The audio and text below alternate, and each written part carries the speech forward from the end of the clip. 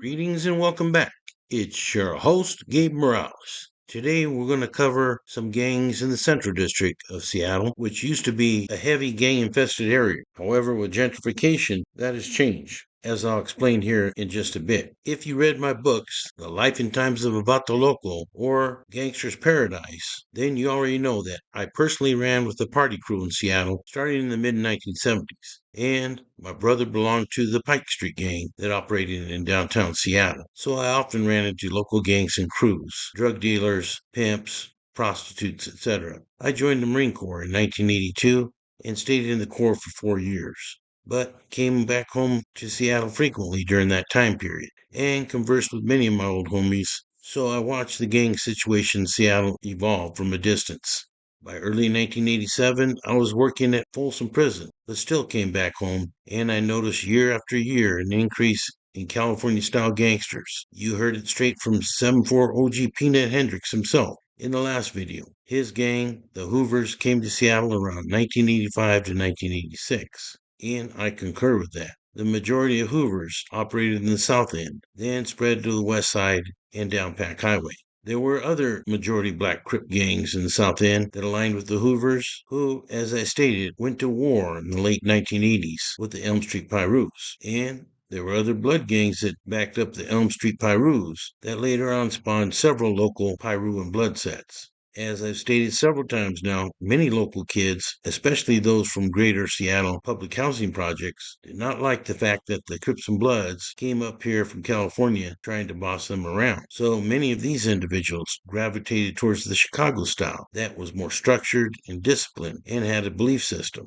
A few local kids became vice lords, but most became gangster disciples. You can see my series on this channel about black Chicago gangs, including the Gangster Disciples, for more on that. But by the mid 1980s, the Black Gangster Disciple Nation had broken up in Chicago. Still, news sometimes travels slow from LA and Chicago, so many local kids in Seattle still use the term Black Gangster Disciple. And I've seen old Seattle police gang rosters where they documented most of these kids as BGDs, when that term had almost faded away in Chicago. Meanwhile, a few individuals like Big Al McGarry dropped some knowledge on Seattle. McGarry hailed from Chicago, and he schooled many local youngsters on gangster disciple beliefs and operations. The gravitation towards gangster disciples occurred mainly in two areas. The South End, where a hip-hop group known as Down with the Crew transformed into disciples, and the Central District of Seattle that also attracted a lot of GDs. As most of you know, I worked in classification at the King County Jail for almost 25 years,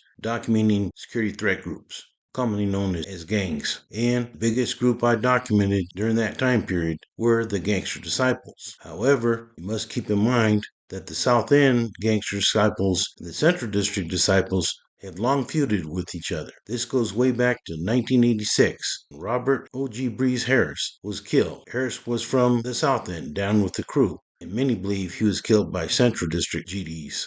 Many of the gangster disciples in Seattle did not operate like they did in other parts of the country. As I stated, due to the local blood in Elm Street Pyru war against the Hoovers and the Crips, gangsters disciples in the Seattle's Central District, also known as the CD, sided with the Pyrus. These Central District gangster disciples and Pyrus also had an agreement to divvy up drug trafficking in downtown Seattle, especially around the area of 3rd and Pine.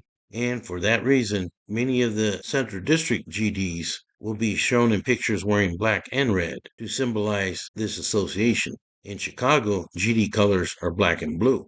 Shown here is a map of major Seattle Central District gangs. Many don't consider the Ballyhood Pyrus to be a true CD gang, as they are actually located in the Madison Valley, just north of the Central District. But historically, they have lined with CD gang. They are the East Union Street Hustlers, centered on 21st and Union, but they also have a smaller subgroup. They call themselves 23rd and Union. Low Profile is made up of former Ballyhood Pyrus and gangster disciples. They were centered around 19th and Jefferson, where I believe the Given brothers' mother's house was located. 31st and Cherry Turf on this map is a little bit misleading. They have never had that many members compared to other CD gangs. Yes, their Terrace Bloods are almost defunct now, except for a few older OGs. The Yes Sir Terrace housing projects were torn down. The condos and buildings that replaced it have a beautiful view of downtown Seattle. In fact, Much of the Central District has been revitalized with gentrification, old houses and buildings being torn down, and very expensive housing and condos going in, as well as more high-end shops and stores. Today, only 14% of the Central District population is black. This is down from 68% back in 1970. There are Deuce O Gangster Disciples, which stands for 20th Avenue. Deuce 8 is the biggest gang in the CD and sometimes breaks down into smaller subsets based on age, like Bang Dat Gang, which I believe are rappers, and D Block, which is for the area centered around Dearborn. From factions, like the Black or Gray Team, though not located in the Central District, is the Third and Pine Mafia, which consists of mostly gangster disciples and Bloods. This is a major bus stop, and it just so happens there's a McDonald's located there, and it has been the site of major shootings over the years. 3rd Avenue between Pike and Pine in Seattle has long been a haven for open-air drug dealing. Dopers call it the Blade. Time and time again, the city has tried to tackle the problem. In 2015, I joined the Major Crimes Task Force for Operation Crosstown Traffic, Seattle's biggest drug sting ever. Detectives arrested 148 suspects buying and selling heroin and meth, many also stealing from stores and selling the stolen goods to purchase the drugs. Fast forward to now, and it's genuinely sad to report that not much has changed at this intersection that is infamous for lawbreaking. 3rd and Pike has been long overdue for a new day. That's the name given to a multi-agency enforcement effort launched this summer in response to a bloody rise in crime at that corner. And since then, there have been dozens of felony arrests. But when the Spotlight's Frankie Thompson responded to a drug bust there earlier this month, she saw firsthand how much more still needs to be done. Posing for the camera is the man suspected of drug dealing on 3rd and Pike in downtown Seattle. Is your true correct name Christopher Devin Davis? Sure is. Court documents from King County Prosecuting Attorney's Office show Christopher Davis is charged for selling fentanyl during a Seattle Police emphasis patrol in September. He joins a long list of suspected peddlers busted on these corners. Just through August, King County prosecutors have filed 35 cases of drug dealing just around 3rd and Pike. And that's in addition to the other cases at 12th and Jackson and other parts of King County. The prosecutor's office credits the Seattle Police Department's emphasis patrols on 3rd and Pike dedicated to cracking down on the open drug market and open drug use. When we get cases and can prove that drug dealers are preying on people, and in many cases, giving them drugs that can kill them or do kill them, King County prosecutors are going to... Despite 35 people charged for dealing drugs here, the challenge of addressing drugs on this intersection continue. Fox 13 captured what appeared to be a deal, open drug use, and even first responders rendering aid to someone, all during the lunch hour. Meanwhile, GDs in the South End, mainly the Down With crew or D-Dubs, but also smaller sets like Juno Mob that claimed gangster disciples aligned with the Crips in their battle against Central District gangs. By 1989, the Seattle Police Gang Unit and Drug Task Force found many active BGD members in Seattle, who also communicated with their brothers in Washington, D.C.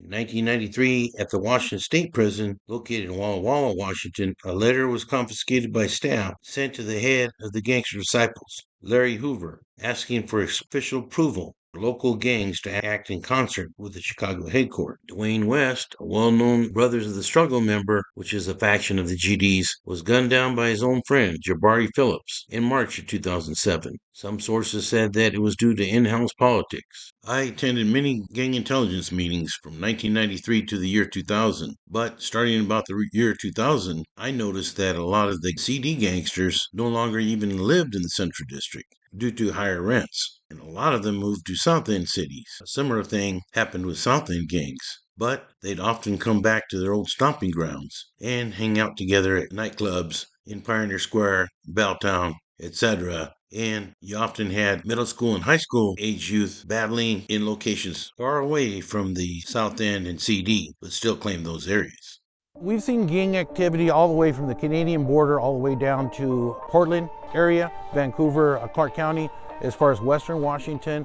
It goes all the way over into Kitsap. I did a class recently for Kitsap courts because they're experiencing a lot more gangs. As Seattle and Tacoma become more and more expensive, and with gentrification, These gangs are spreading out from the two big metropolitan areas into all kinds of cities that you never would think they'd be active in. Originally, we had a huge influx of the California gangs, the LA Crips and Bloods. We also had a lot of the Chicago gangs come over, Gangster Disciples in particular. I would say probably 90% of the gang members that are active today are homegrown. They're second, third generation. Jimmy, aka Jimmy Jam Miller, was a young and aggressive leader of the Union Street Hustlers, who started the Hundreds movement, along with fellow Union Street Hustler member Andre D. 2000 Lewis. And they aligned with Deuce 8's Tremaine Little T Kid Isabel. This alliance between the unions and Deuce 8's was meant to recruit youngsters and to push a rebel renegade group called Low Profile out of the Central District. Low Profile consisted of former GDs and Pyrus, mainly Valley Hood Pyru, who did not like the Central District gangs bossing them around. In part, these efforts were successful, and after multiple drive-bys at the Gibbons mother's house and their stronghold at 19th and Jefferson, many of the LPs moved away to other parts of King County, like Renton, Washington.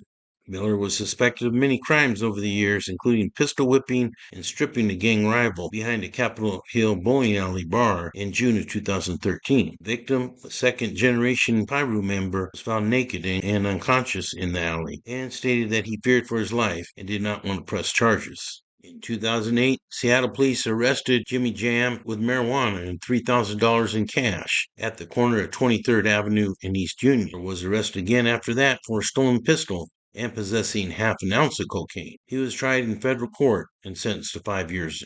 I understand that Jimmy Jam's conviction resulted in only 36 months of BOP time, and that he is now out on federal probation. Rumor is that he's still stirring up drama on the streets. Andre D. 2000's name is also still popping up often on the radar and is considered to be very active. The nearby Valley Hood Pyrus were located actually in Madison Valley, just north of the Central District, and were a direct offshoot of the Elm Street Pyrus. It soon became apparent that Union Street Hustlers and Valley Hood Pyrus were feuding.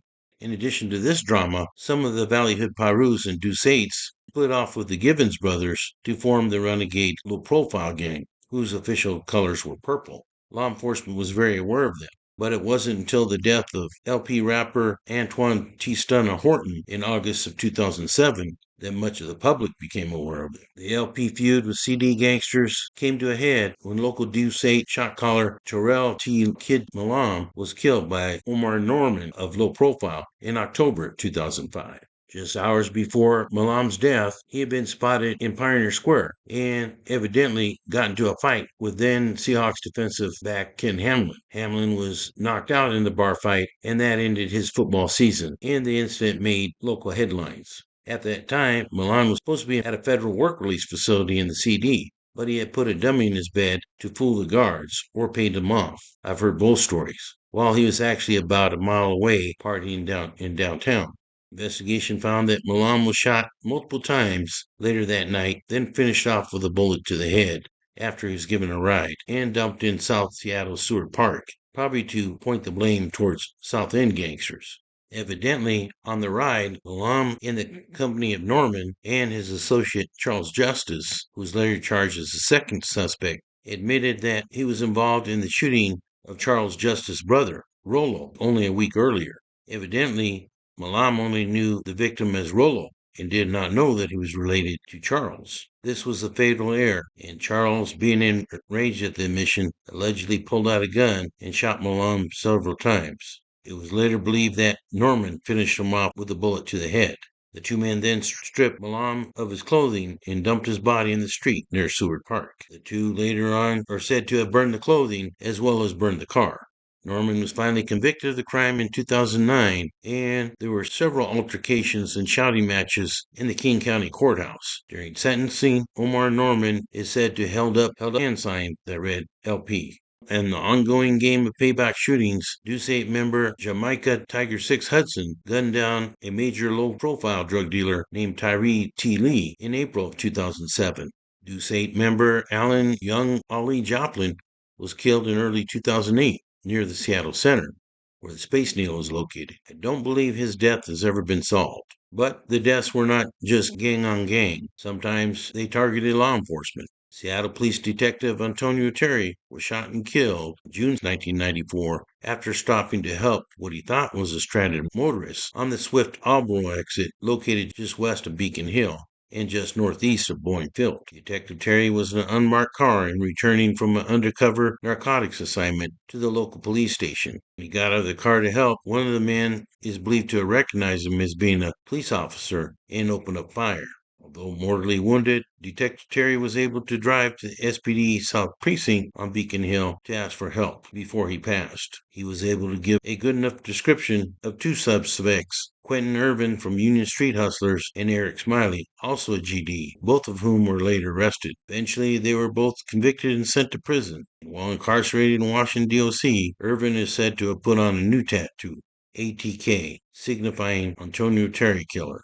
I'm not sure what happened to Quentin Irvin after he got out of prison, but I do know that he had DLC warrants out for quite a while, and rumor is that he may now be dead. King County Deputy Steve Cox was shot and killed on December 2nd, 2006, while questioning a suspect in White Center, Washington, located just southwest of Seattle. Deputy Cox and other deputies were responding to a shooting that occurred earlier and located a truck driver who had been beaten and shot in the head. The original shooting was found to be the result of the driver striking a nearby vehicle with his truck, and evidently road rage followed and he was shot. The victim survived his gunshot wound and was able to give a report to the police. It was very foggy that night, but the shooter was believed to be at a house party in White Center. Cox was interviewing Raymond Satan Porter in a back bedroom. Porter was on Washington Community Supervision, also known as parole. Deputy Cox was shot in the head by him. Two deputies then responded after the gunfire and returned fire, wounding the suspect, and it is said that he committed suicide when the officers entered the room.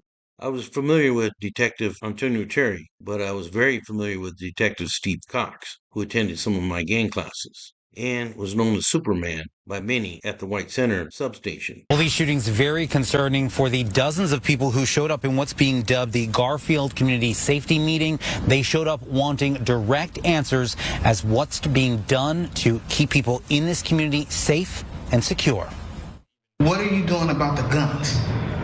I mean, you know, how are our kids getting a hold of these guns? Concerned community members and Garfield High School parents wanting immediate solutions during a community safety meeting Monday. The focus, gun violence in Seattle's Central District. The meeting comes as a 17-year-old student recovers from being shot in a drive-by shooting. Seattle police saying the department is doing its best to allocate resources to the area. Area shootings dominated the conversation with city leaders who say they understand the concern and frustration. Going forward, we know that public safety permeates everything, and we also want to recognize that we want to support our officers, and we also are looking at all different parts of the puzzle. City leaders and police spoke about community partnerships and the importance of locking up guns to keep them off the streets.